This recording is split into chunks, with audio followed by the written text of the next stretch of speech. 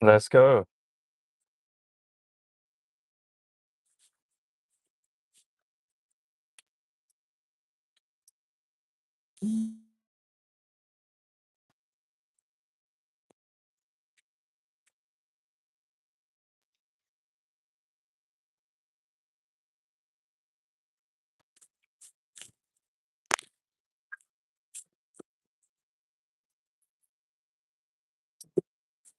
Hello.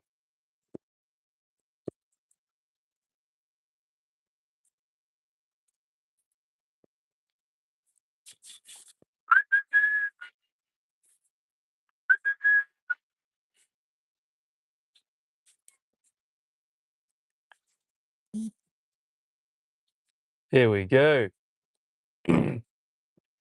All right, warming up the stream and trying this new mic. See what it's like.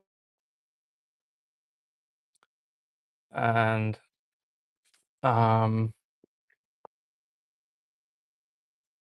yeah, the brain dump for today is on who just appointed a new CEO. Um, his name's John Ternus. I'm sure there's been lots of commentary, but the thing I haven't seen talked about a lot or in depth is the set of products that will be released under his leadership. So I thought I'd share some of the rumors of the products they're working on that I've heard in Silicon Valley. The nearest term product is a version of the spectacles or glasses or wearable augmented reality computing devices. So cameras on shades in a competitive product to Meta's Ray-Ban. The much longer term product is some form of home robot or a robot that can help around the home in some way. And in the medium term, all the obvious stuff is like the iPhone cycle. And they're going to have a flip phone for the iPhone and a whole bunch of different sizes that they haven't had before. So the Apple product I'm most excited about is their home robot. So the home robot is going to help with tidying, cleaning up, sorting the dishwasher, things like that. And that every company realizes this is the next big kind of opportunity. It's really clear that um, people are going to buy robots, have them in their home, and they're going to do lots of things. And Apple kind of missed the boat on electric cars, and they don't want to miss the boat on the electric home robot because it's a product that people will bring into a very personal space. It's something they'll love, something that will help them. And I'm really excited to see what John Ternus is going to do because he took over last year. He started with Apple Watch, then the robotics division, then design, and started to expand his purview.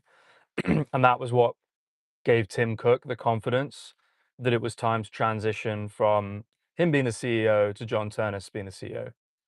And I believe the first thing that John Ternus worked on was the beautiful, smooth, semi-translucent iMac screen, and then he worked on all kinds of other objects that a lot of people ended up yeah, loving. I mean, he really was um, an employee on the hardware division. I think it was around 10 years ago, 2016, 2015, that he hardware.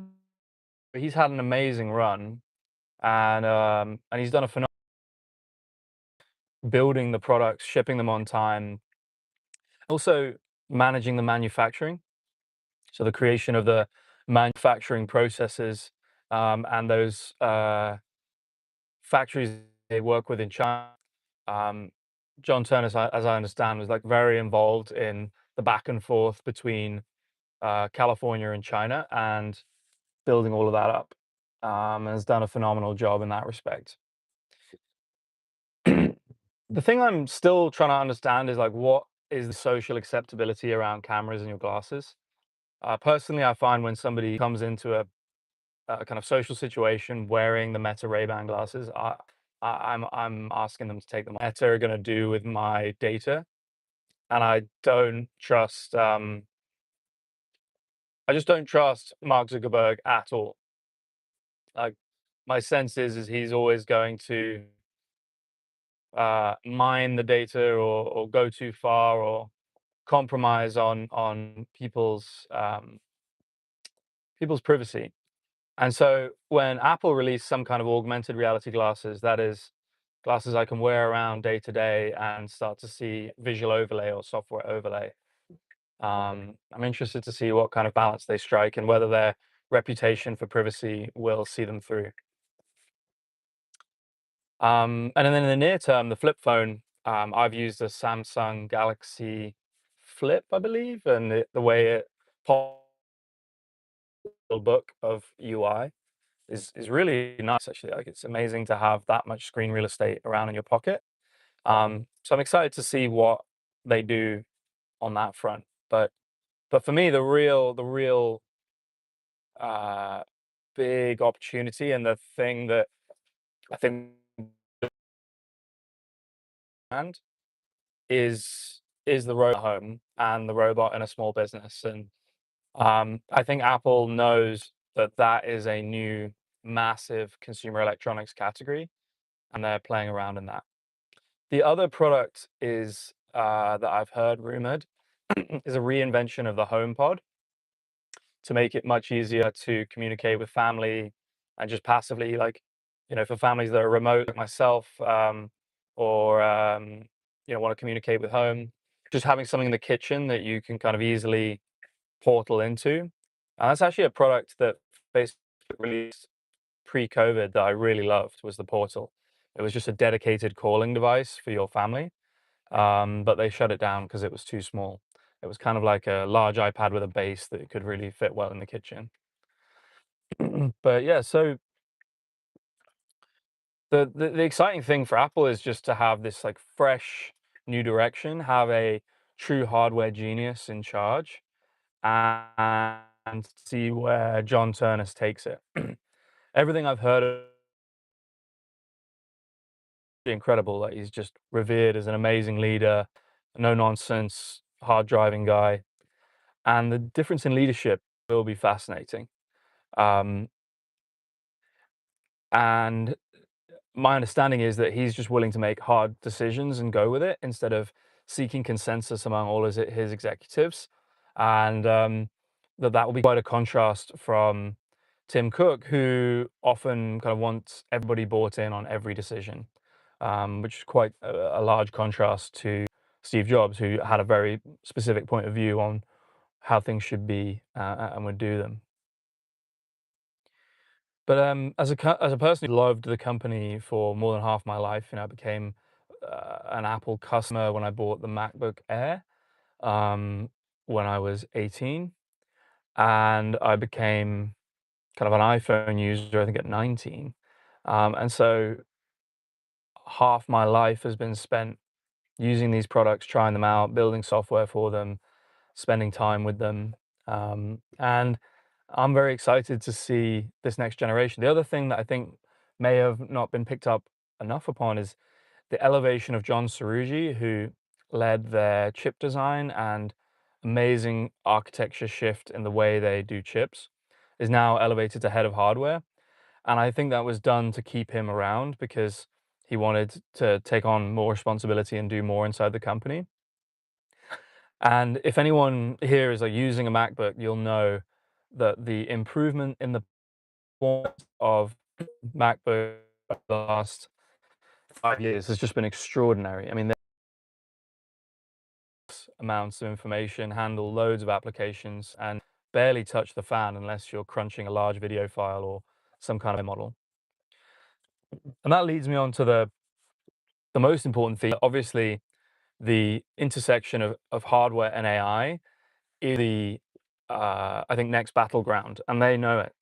So devices like this one, which is Fieldy, which I've been playing around with, like microphones that sit around your neck and passively feed information to artificial intelligence, cameras in the AirPods, brain monitoring, all kinds of interesting takes on how we will issue commands to artificial intelligence are kicking off. And There are tons of startups trying this. There are tons of medium-sized companies. There's already been some amazing flameouts. For example, the Humane AI pin, and the kind of rabbit, which is like a little AI rectangle screen. And my understanding is Apple's experimented with all of this, and that OpenAI have been playing with a pen that you can speak to, a brooch that sits on your chest, a um, set of AirPods style headphones, but ones that do induction hearing. So they sit behind your ear, and they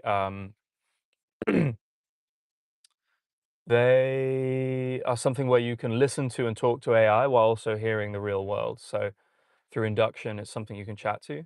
And then another concept I've heard is that you take those induction headphones off, you place them in the case has a speaker, and you can speak to that case. Another company in this front is Opal. They've done a pretty good webcam, but still a little faded. But they've re-architected the company around building devices for AI, and they are doing a really good job. Well, sorry, they are working hard to release a device that's similar, where it's kind of large headphones that protrude from the ears that Joe Gebbia, the head of Airbnb design, was seen wearing. They're placed into a case with a speaker, and the case with the speaker